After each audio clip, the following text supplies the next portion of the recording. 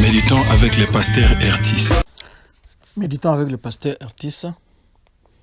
Nous sommes mercredi, le 29 avril.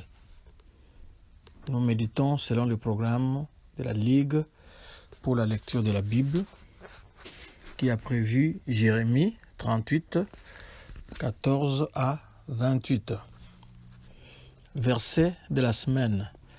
Revenez chacun de vos mauvaises voies, amendez vos actions, n'allez pas après d'autres dieux pour les servir, et vous resterez dans le pays que j'ai donné à vous et à vos pères.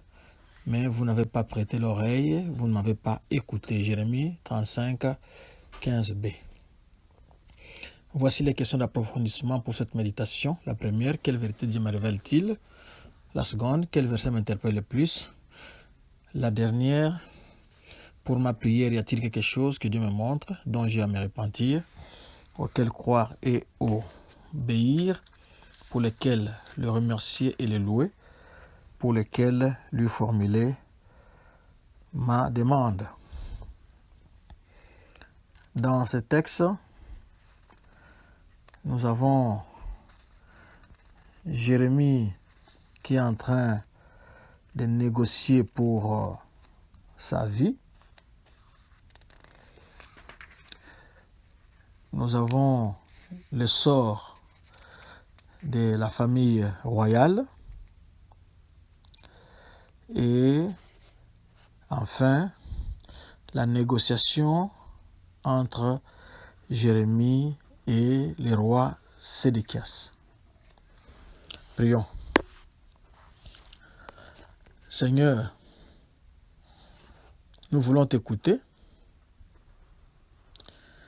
L'histoire devient très intéressante du fait qu'elle nous montre la fin d'un régime.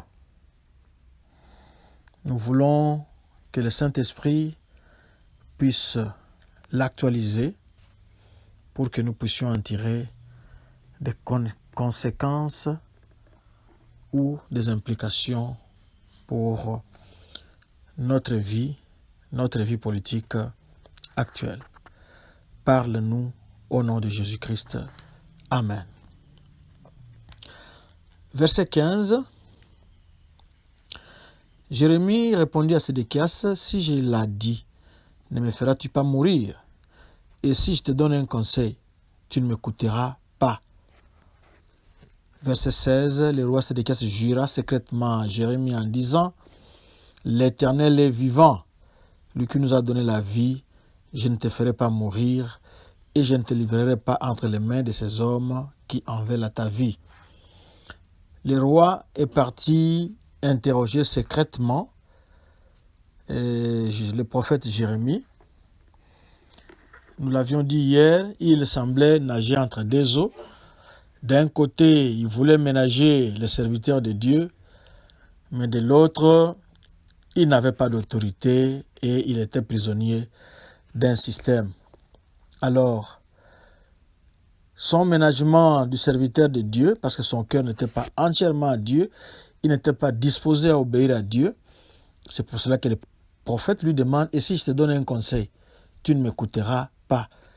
Le prophète lui affirme clairement, Jérémie ne fait pas de compromission. Jérémie parle selon la parole de l'Éternel que l'Éternel a mise en lui. Il comprend qu'il avait déjà parlé de cela il y a quelque temps et le roi revient croyant que Dieu aura changé d'idée parce qu'il semblait ménager, il semblait bien traiter son serviteur. Mais Jérémie sait que le roi ne l'écoutera pas. C'est comme ça qu'il dit, et si je te donne un conseil, tu ne m'écouteras pas. Mais le roi a juré en disant, l'Éternel est vivant, lui qui nous a donné la vie, je ne te ferai pas mourir, je ne te livrerai pas entre les mains de ces hommes qui en veulent ta vie. Ce sont les bons du système, ce sont les incontournables du système qui sont là et ce sont eux qui font leur loi et non le roi. Le roi ne fait pas la loi, mais ce sont les grands du système qui sont en train de tirer toutes les ficelles. Alors au verset 17, Jérémie est constant. Jérémie dit alors à Sédéchias, « Ainsi parle l'Éternel, le Dieu des armées, le Dieu d'Israël, si tu vas te rendre au chef du roi de Babylone, tu auras la vie sauve et cette ville ne sera pas brûlée par le feu.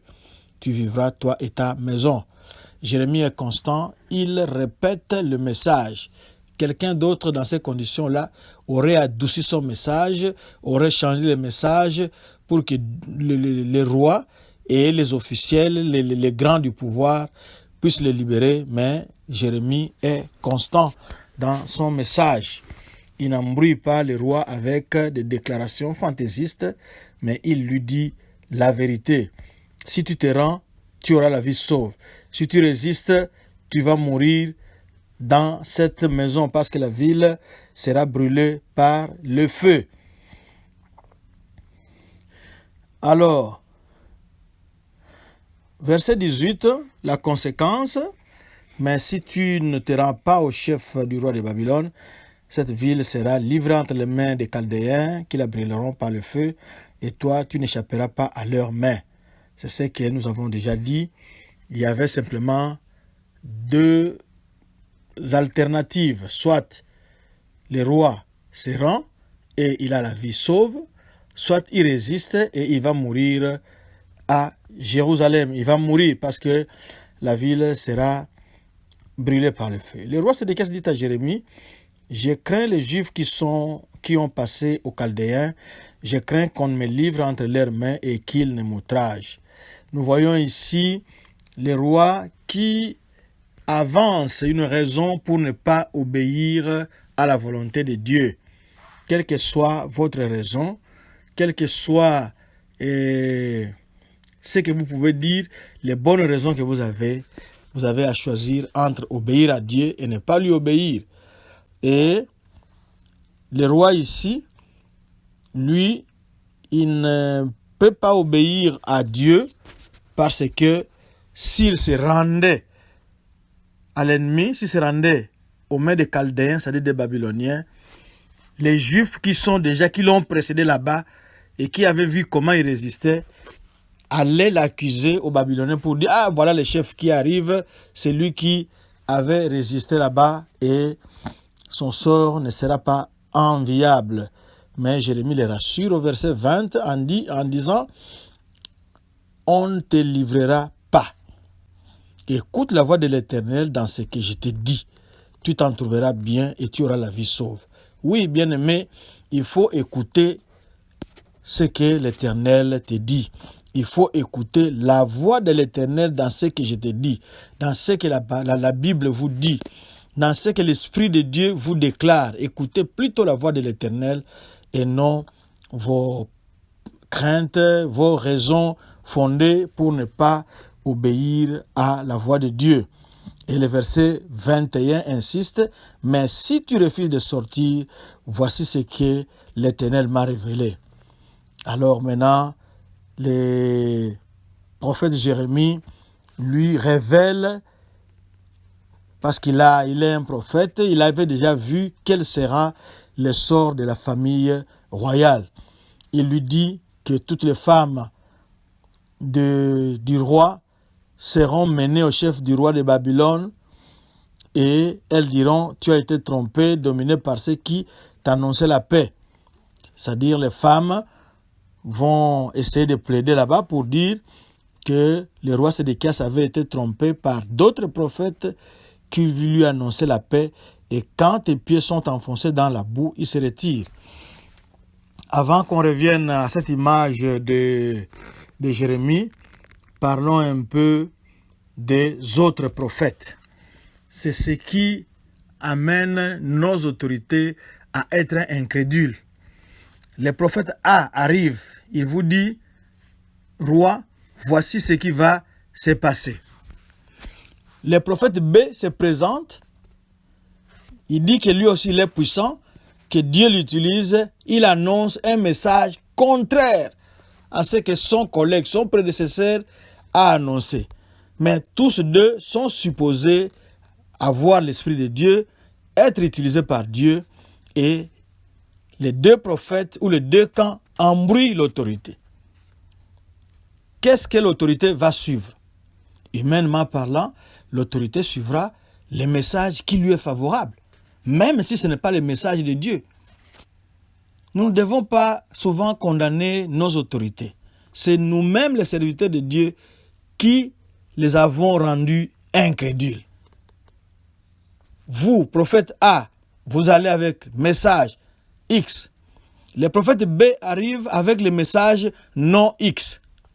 Donc, contraire, à tel point que les rois, les chefs, qui n'a pas peut-être l'Esprit de Dieu, comment va-t-il discerner? Il va se pencher humainement du côté où le message lui est favorable. Alors ici, on nous dit, tu as été trompé, dominé par ceux qui t'annonçaient la paix, et quand tes pieds sont enfoncés dans la boue, ils se retirent. On a utilisé ici l'image de Jérémie qui était dans la boue, dans la citerne. Jérémie était dans la boue, dans la citerne. Lui au moins, les amis sont venus, et Ebed-Melech, nous l'avons dit hier, et on l'a retiré de la boue, il a eu la vie sauve, il a eu la solution. Mais quand ça sera le tour du roi de Babylone, de Jérusalem, le roi Sédéchias, le roi de Juda, lui, il sera dans la boue, mais ses amis ne pourront pas. Ses amis ici, ce sont les grands du royaume, les bons là, ceux qui contrôlent le système politique en Judée. Ils vont tout simplement se retirer. Ils ne vont pas aider le roi qui aura alors les pieds dans la boue, mais de façon figurée. Et le sort de la femme, des femmes, parce qu'à cette époque-là, les rois avaient beaucoup de femmes qu'on appelait harem, c'est-à-dire un quartier où toutes ces femmes, toutes ces épouses, les concubines étaient là. Toutes ces femmes et les enfants seront menés aux Chaldéens. Et lui, le roi, n'échappera pas à leurs mains. Tu seras saisi par la main du roi de Babylone et cette ville sera brûlée par le feu. Constance dans le message. Il est sûr, même si personne ne l'a jamais acclamé, même si personne ne l'a jamais aimé, même si personne n'est pour lui, mais il sait que Dieu qui l'a envoyé est capable et Jérémie garde le message que Dieu lui avait confié et c'est ce qu'il continue à livrer. Alors, à partir du verset 24, nous avons un deal entre Jérémie et le roi. Que personne ne sache rien de ces discours et tu ne mourras pas. C'est-à-dire, il ne faut pas que les gens sachent le contenu de la conversation entre Jérémie et le roi Sédéchias. Parce que nous avons dit, à partir du verset 15, qu'il était venu lui parler secrètement, qu'il était venu lui parler un peu à l'écart, un peu à côté, et les officiels n'étaient pas là. Alors, il préfère prendre des précautions. Si les chefs apprennent que je t'ai parlé, et s'ils viennent te dire, rapporte-nous ce que tu as dit au roi, et ce que le roi t'a dit, ne nous cache rien, et nous ne te ferons pas mourir.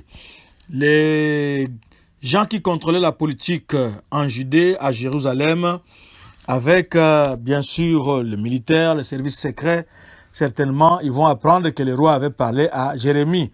Et ils chercheront à interroger Jérémie en lui promettant, s'il disait la vérité, enfin, s'il leur révélait le contenu de leur conversation, alors il ne va pas mourir. Ils ne vont pas mettre à mort Jérémie. Mais le roi avait déjà pris ses précautions. Il leur a dit, tu leur répondras tout simplement, c'est au verset 26, j'ai supplié le roi de ne pas me renvoyer dans la maison de Jonathan. Nous savons, dans la maison de Jonathan, c'était la prison.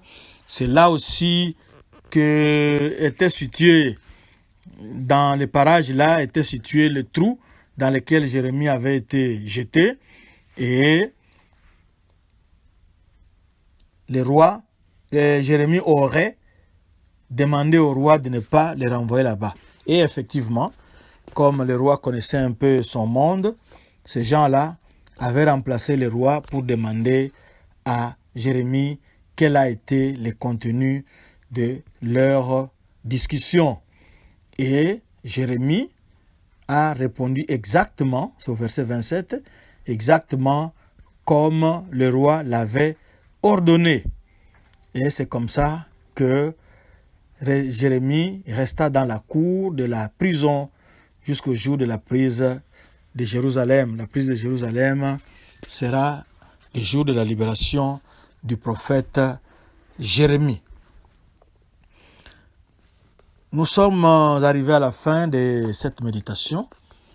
Comme nous l'avons vu, que Dieu contrôlait la situation, il a besoin qu'on croit à sa parole et non à ce que les autres disent ou pensent. Quand nous ne voulons pas respecter Dieu, obéir à sa parole, parce qu'il y a une certaine opinion qui serait contraire, il y a quelque chose qui nous ferait peur, alors sachez que les conséquences seront plus graves quand on va désobéir à Dieu. Il faut plutôt écouter Dieu et la solution qu'il donne pour la fin de ce régime. Je ne connais pas votre situation, mais écoutez plutôt ce que Dieu vous dit et non ce que vous craignez ou ce que les autres te disent. Et peut-être que ça ne vient pas de Dieu, c'est pour t'embrouiller, c'est pour t'éloigner de la volonté de Dieu. Nous allons prier. Seigneur, merci de ce que tu nous as parlé. Nous avons touché la haute politique ici. C'est toi seul qui contrôle la politique dans nos pays, dans nos gouvernements, dans nos milieux. C'est toi qui élève, c'est toi qui abaisse. Et Judas t'avait offensé en te tournant le dos. Tu es juste en sévissant, tu es juste en exerçant tes jugements. Mais toi, tu es le Dieu qui parle. Tu as parlé au travers de tes prophètes, au travers de tes serviteurs. Nous voulons avoir des serviteurs pareils qui ne négocient pas, qui ne diluent pas ton message, mais qui les livrent tel que tu le veux, pour que le peuple sache se conduire. Nous ne voulons pas ceux qui se compromettent, nous ne voulons pas ceux qui parlent à cause d'un gain, nous ne voulons pas ceux qui embrouillent les autorités comme on l'a vu ici, ô Seigneur. Mais nous voulons des serviteurs réels. Nous voulons aussi des gouvernants qui t'obéissent. Et nous-mêmes aussi, nous voulons que le Saint-Esprit nous rende malléables pour que, devant des dilemmes, devant des choix difficiles, que le Saint-Esprit nous parle et nous montre quelle est ta volonté dans de pareilles situations. C'est au nom de Jésus que nous t'avons prié. Amen. Notre adresse, www.églisedoxadeo.com. Retrouvez-nous sur Twitter et YouTube en tapant Doxadeo Lubumbashi ou carrément aller sur notre page Facebook Doxadeo Lushi. Lushi c'est L-U-L-S-H-I et laissez-nous-y un commentaire. Et que Dieu vous bénisse. Shalom, shalom.